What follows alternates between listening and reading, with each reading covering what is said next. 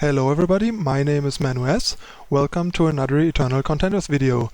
Today I'm going to talk about my Stonescar Aggro deck that I just recently took to the 5th place on ladder.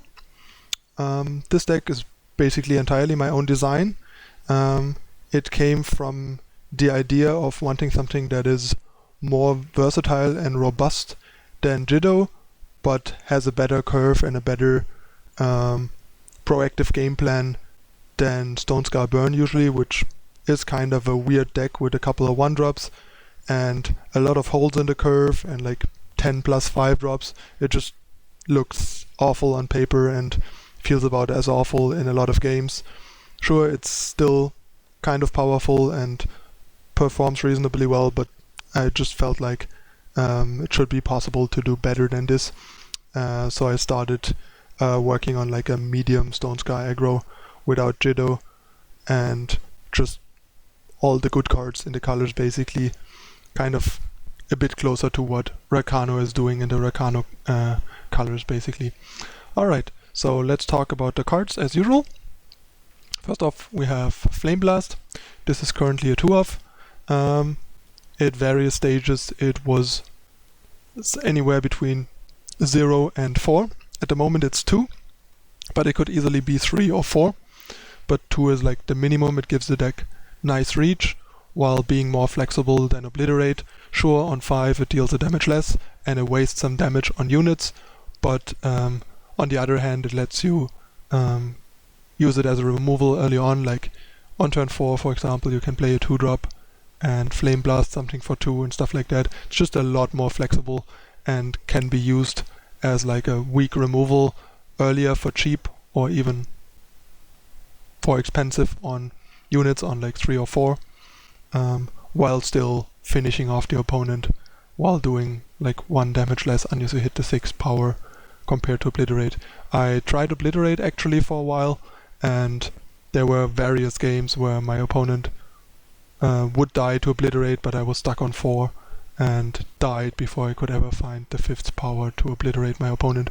And Flame Blast would have either been able to kill my opponent on 4, or if it wouldn't have because they were on like 5 or 6, Flame Blast at least could have had some other impact on the game prior to that scenario, to put me in a position where I might not have to kill the opponent with the burn spell, but my units would do that because I could use Flame Blast to kill a blocker, for example, that otherwise would trade with my unit or stall my unit, which is even worse.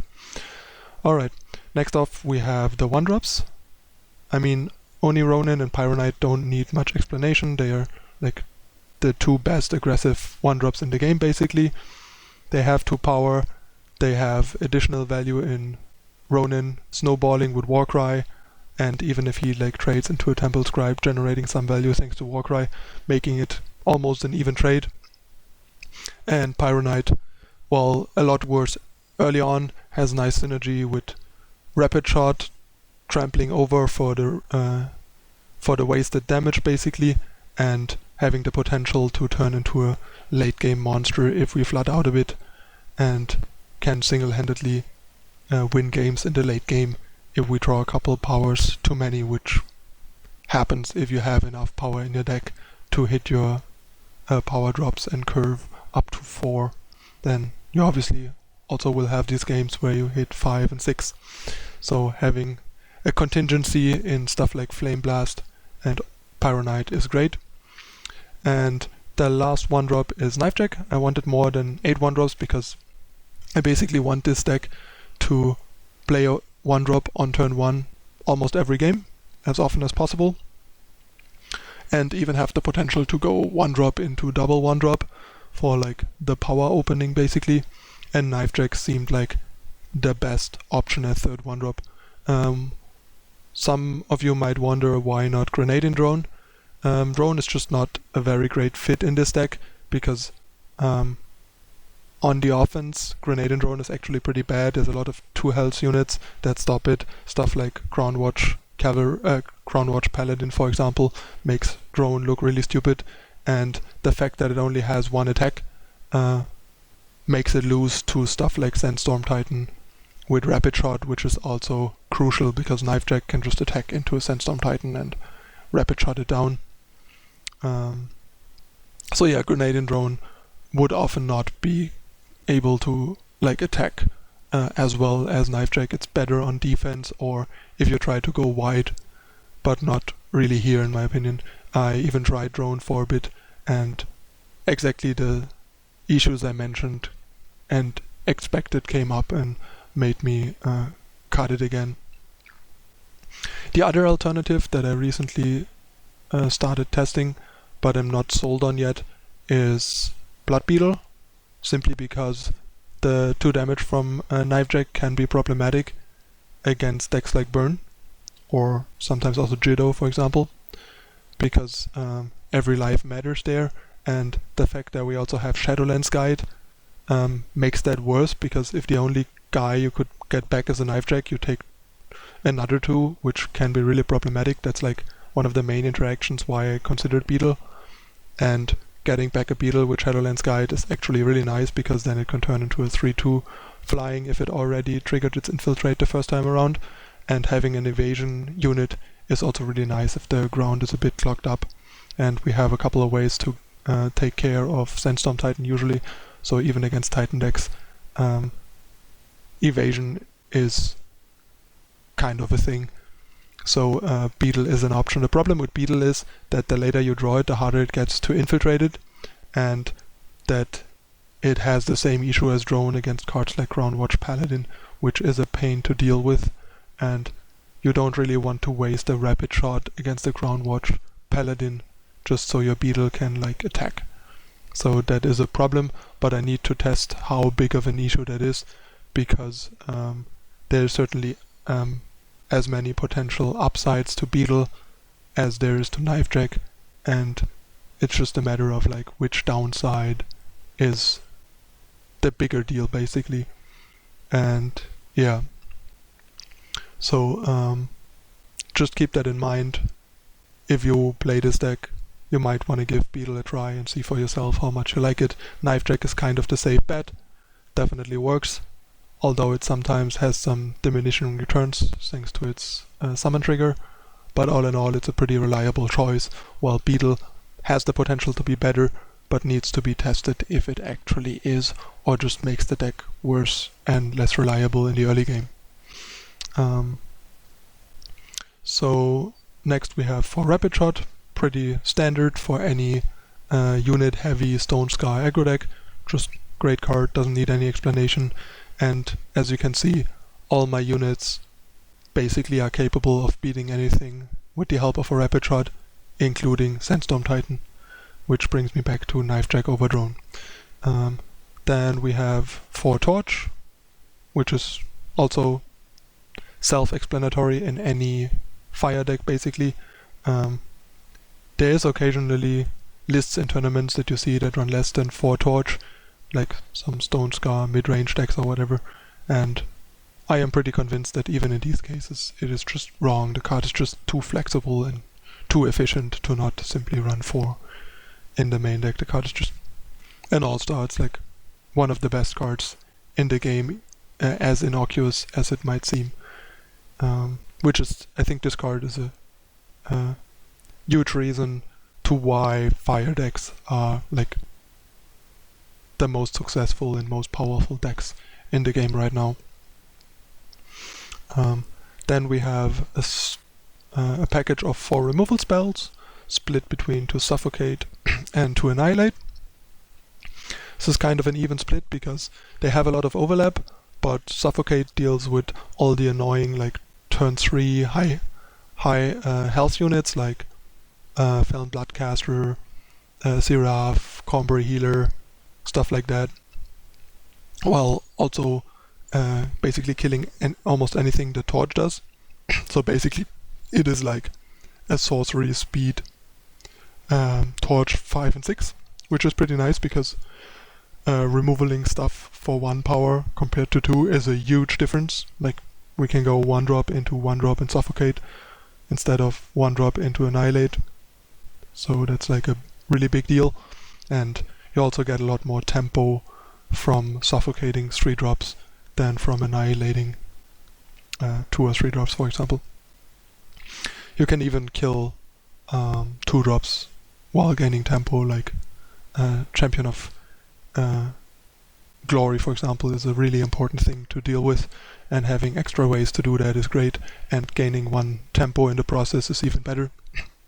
And yeah, Annihilate is kind of a necessary evil, because there's cards like Sandstorm Titan, Impending Doom, and a couple of other annoying things like, I don't know, Steward of the Past, and stuff like that. A couple of high drops, like Martial Ironthorn or Mystic, these big combo guys that started coming back a bit more with the new promo card Find a Way. People trying to like revive the old Secret Pages big combo deck, basically. So yeah, that's like a good split. It is possible that the deck, depending on how the metagame is, even wants like a 5th removal or something. But for now, 4 seems like a solid choice, especially since Rapid Shot basically allows us to deal with anything in combat, and Flame Blasts are kind of a removal spell and finisher at the same time.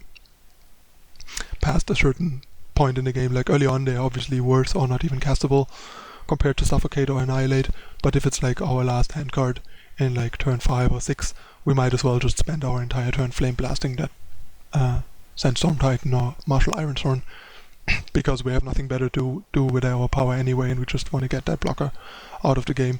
And having Flame Blast, if there is no blocker, is much better than having another Annihilate or Suffocate. Also, it's much more flexible, since it basically kills anything if we have enough power, while Annihilate and Suffocate only kill specific things. Next we have the 2-drops, basically the 2 best 2-drops in the color combination. Argenport Instigator, basically the best 2-drop in the game, followed by Rakano Outlaw, another really great 2-drop. Warcry is just incredible, we know that from Rakano Aggro.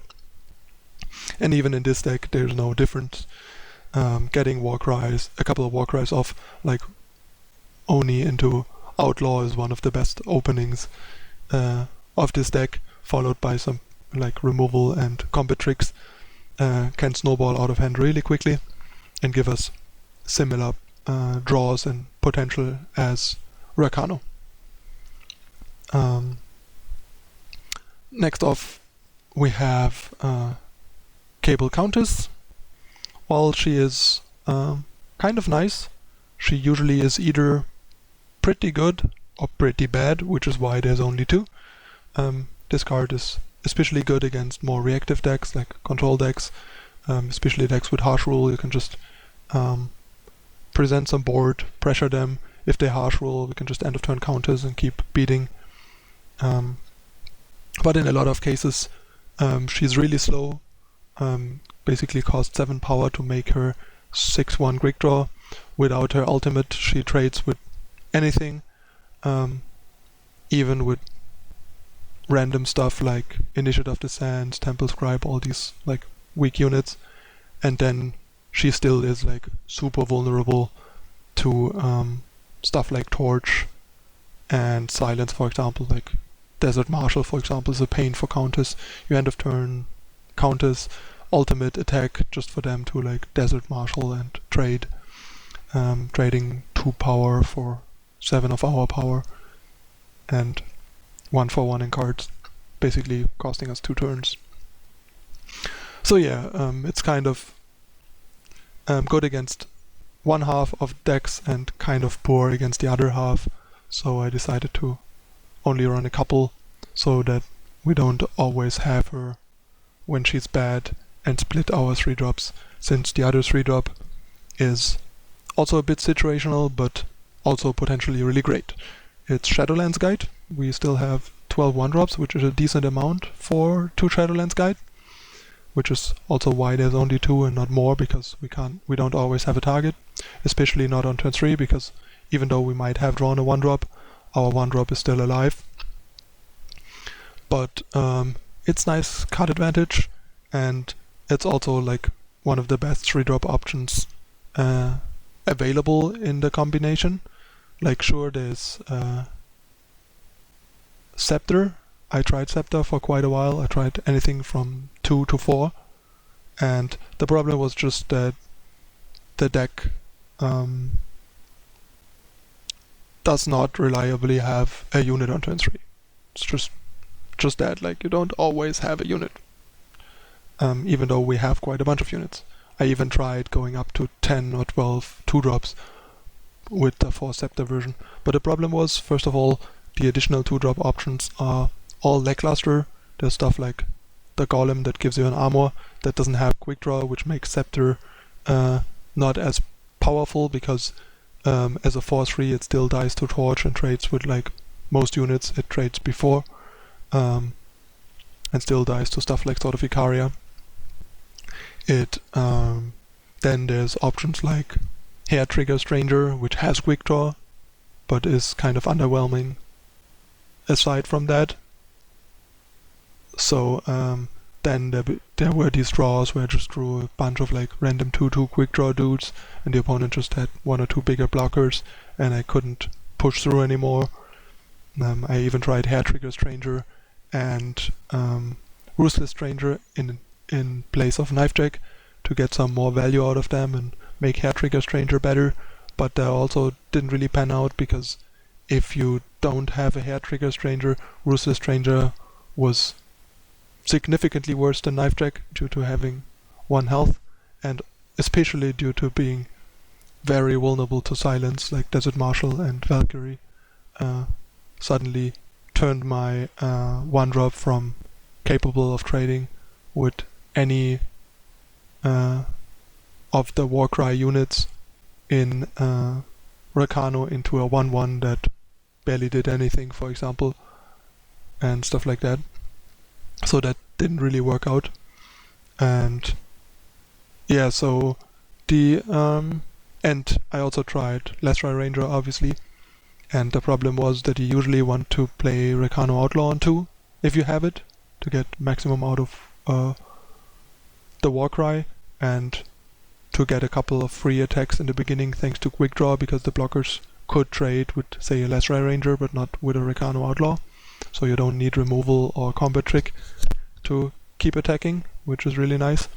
And Lesrai Ranger obviously wants to be cast as early as possible, so you have these Rakano Outlaw Lesrai Ranger draws, and no matter what you do, you're losing out on something, no matter which one you play on 2, basically. So that felt awkward. Plus Lesrai Ranger has the same issue with Scepter, since you kind of want quick draw or be 3/3 like Argenport Instigator for Scepter to be good enough.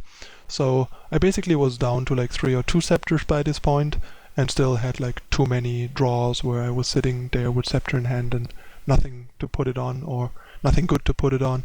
So I eventually settled on 2 Countess, 2 Guide, and 0 Scepter just recently, because Scepter just is too situational, and half the time also not as impactful as I would want to, because even with 4 power, Outlaw or Knifejack cannot attack in stuff like Found Bloodcaster, Compre Healer, Sandstorm Titan, Impending Doom, Champion of Chaos, and so on.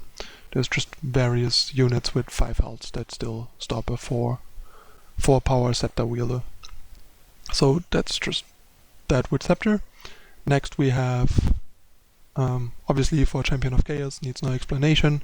It's just one of the best units in the game right now. 5/5, Overwhelm Deadly is just unreal for 3 power, and a big part of why I wanted to make this deck happen, because this card is so great, and in Jiddo it's kind of a misfit. It can serve its purpose there, but it's also a lot less reliable because of the low power count and the high amount of seals. So it's not even always that often at like its full potential, and this deck definitely utilizes it much better. And next we have the 4-drops. For quite some time I had 4 Bandit Queen. Basically started this deck as like a Bandit Queen curve deck to go like 1, 2, 3 Queen. But the more I played, the more I realized that just doesn't work out, because the this deck is much more susceptible to removal to stuff like Torch, Sword of Icaria, Suffocate, Annihilate, Permafrost, all these like cheap early game removal, and people also just trading in combat with you. So that a lot of the time I had like 0 or 1 units in play with my Bandit Queen in hand. And then all of a sudden that Bandit Queen doesn't look so good anymore. Especially if I have 1 or 2 units in play, but if I play my Bandit Queen, I still lose like 2 units in combat because of how the best blocks line up for my opponent. So a lot of the time I either couldn't play my queen, or if I play my queen I can't attack, and stuff like that. So queen turned out to be worse and worse. So I decided, since the plan of the deck basically is to play the most powerful individual cards rather than sacrifice power for synergy, which brought me to the fact that Impending Doom is basically like the perfect fit for this deck, since if they kill all our stuff and like use their last Vanquish on Champion of Chaos, if we then drop an Impending Doom backed up with all the removal and combat tricks that we have, the card should be fairly capable of like winning the game for us, or at least contesting the board properly, and usually does a lot more than Bandit Queen in most scenarios due to the reasons I described. Currently I am still testing 2 Bandit Queens as well. Like 5 is kind of a problematic number in the deck, since we are after all only on 27 power, which still might be 1 power short, but 27 is like the bare minimum I want for a curve going from 1 to 4 and wanting to go 1, 2, 3, 4 almost every game basically, and at least not stalling too long and hitting that force power. But currently I basically cut like 1 or 2 Flame Blasts, or like 1 Flame Blast and another card, which occasionally was 1 Dark Return, for 2 Bandit Queen, simply to give her another shot, because she has its moments. She has like really nice synergy with Champion of Chaos and with cards like Shadowlands Guide and Countess to make their low health matter less, and just has like explosive power. So I want to try her again. I'm pretty set on 4 Doom card. Definitely has pulled its weight and is like the right 4-drop. But if I want more 4-drops, Queen is like the next best thing, and has its utility also with Doom, making Doom like, for example, against Burn. If you go Doom, they go Doom, then you go Queen on your Doom and attack. They usually either kind of die or have to jump block with their Doom, for example, and stuff like that. It can put you really far ahead. And yeah, I mean, there's these Burn Queen decks that are basically burn decks with 3 Queen, 3 Doom, and looking at their decks, they should definitely be 4 Doom, 2 Queen as well. And it's very possible that this deck does not want even the 2 Queens and just wants 1 or 2 more Flame Blasts, and maybe, if it doesn't want the Force Flame Blast, maybe want like a 5th removal or a Dark Return as like an additional good unit, because it basically can get back our best units, like another Shadowlands guy to rebuy another 1-drop, get us back an additional ambush Countess against a control deck, or simply give us like a 5th Champion of Chaos or Impending Doom, for example. So yeah, these are like alternative options to keep in mind. Right now it's Bandit Queen, since the deck now has a pretty robust curve. And one more note about Impending Doom: we basically only present like few targets for Vanquish, but enough for Vanquish to not be dead. So usually Vanquish has a target, so it's good to have more Vanquish targets, so we actually like get to stick one of our powerful guys. If we only have Champion of Chaos, most of the time what will happen against green decks is that it just eats Vanquish and has no impact on the game, and even gains the opponent one power and tempo. Now what happens a lot more often is we play Champion, they Vanquish the Champion, we play Impending Doom, they don't have a second Vanquish, and Impending Doom has free reign to bash in our opponent's face, which is exactly what we want. So if you're presenting targets for a specific conditional removal spell of your opponent, make sure you represent as many targets as possible, so you actually get to stick one of the good units you want to stick, especially if it like hits our best units, like Champion and Doom. With like early game units, that's obviously less relevant. But yeah, if we put Champion in our deck, we do it because we want big units to stay alive.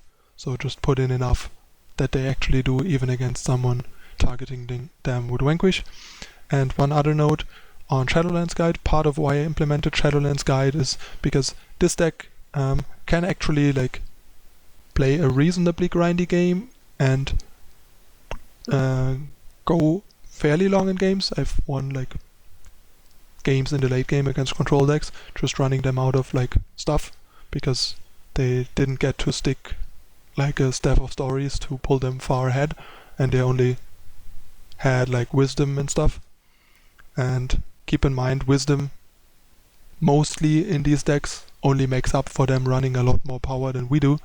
So if that's all they do, and otherwise mostly trade 1 for 1, or trade 2 for 1 here and there, where we trade 2 for 1 as well with Shadowlands Guide and stuff, then suddenly all that happens is we have the same amount of resources with them having a couple more power in play than we do, and all of a sudden we are in a top deck war and our card quality is pretty good there.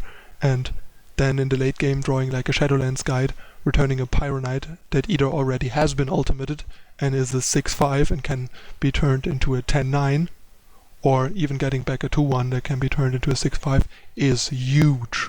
Like that is like the nail in the coffin to a Scar control deck that is in a top deck war with us.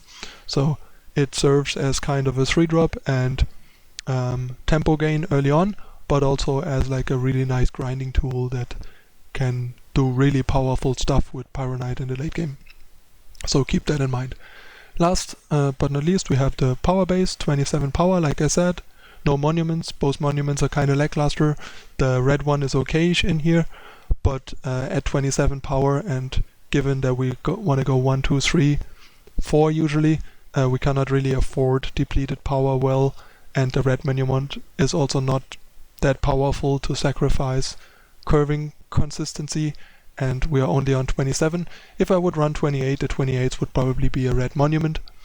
Currently there's 3 seal, which might be too many, but I just kind of want to throw up every time I mulligan into a mono fire or mono shadow hand, just because I don't have seals and run like shadow and fire sigils instead. And I rather have my champion be a bit smaller a couple times and get to play the game because I have both colors, rather than have my champion be 5/5 more often or 4/4 in the games that I actually get to play, but play less games because I lose games to influence crew basically. Might also be that like 2 seal is the right number. I definitely don't want 4 because you don't want to draw 2 usually, so you want to like have as many as possible to have them in your opening hand as frequently as possible without drawing multiples and drawing too many over the course of a game, because obviously drawing a seal once you have 3 influence is very lackluster in a deck that has requirements like triple red for Flame Blast, triple red, triple black for Champion of Chaos to be at maximum potential, and double red black for Bandit Queen and stuff. So 2 or 3 is the right number. 4 is definitely too many, I think, in this deck, but it definitely helps early on with fixing requirements like turn 3 or 4 Flame Blast, turn 3 Countess, and getting champion big enough as fast as possible early on, so it kind of helps and hurts champion at the same time basically. And flexibility in influence is just so valuable that the potential downside of not being influence for our champion or not being the 3rd red for a Flame Blast is worth it overall, because having 3 sigils in this place would still hurt us a lot more on average than the occasional seal that we draw instead of a sigil when we need a certain influence. Plus keep in mind, 1/3 or 2/3 of the time it would be the wrong influence anyway. Let's say we replace these with 2 shadow and 1 fire influence. If you're looking for that 3rd fire for Flame Blast, you're still like 2/3 of the time this would be a shadow sigil and not help us anyway. So the same goes for champion, depending on what you need and stuff. So that's something that a lot of people underestimate, and they think it's better to not put seal in their deck to not make their champion worth or whatever. But they might even make their champion worth by not putting seal in there. And their overall power, and especially the quality of their opening hands and capability of their opening hands. Consistency and flexibility in influence colors early on and in your opening hands is one of the most important things in this game in guaranteeing that your deck actually gets to play out the way you want it to and is consistent and stable in meeting its influence requirements for the cards you're playing, basically. So this card is still underplayed, and I will not stop to emphasize how good and how important this card is until I stop seeing so many deck lists with no or not enough diplomatic seals, while they very clearly should play them according to their requirements. I mean, once again, I'm not saying every deck should play diplomatic seal, and definitely not for diplomatic seal, but there's so many decks that should play it and don't do so. Like basically every 2-color deck in this game normally should be playing for diplomatic seal. Like, I don't think I have ever seen a 2-color deck with requirements that for some reason make diplomatic seal a bad card. So yeah, just play more diplomatic seals. Makes your deck more consistent. Your deck being more consistent means more consistent results, more wins, easier climb up the ladder. Alright, that's it with my diplomatic seal rant number 1,010,000. In the next video I'll be jumping into some games with the deck and show it in action as usual. If you found this interesting, entertaining and or helpful, as usually, please like and subscribe. And don't forget to follow me on social media for more frequent updates on my standings and decks that I'm currently trying and stuff like that. Alright, thanks for watching. See you in the next video for the first half of the games.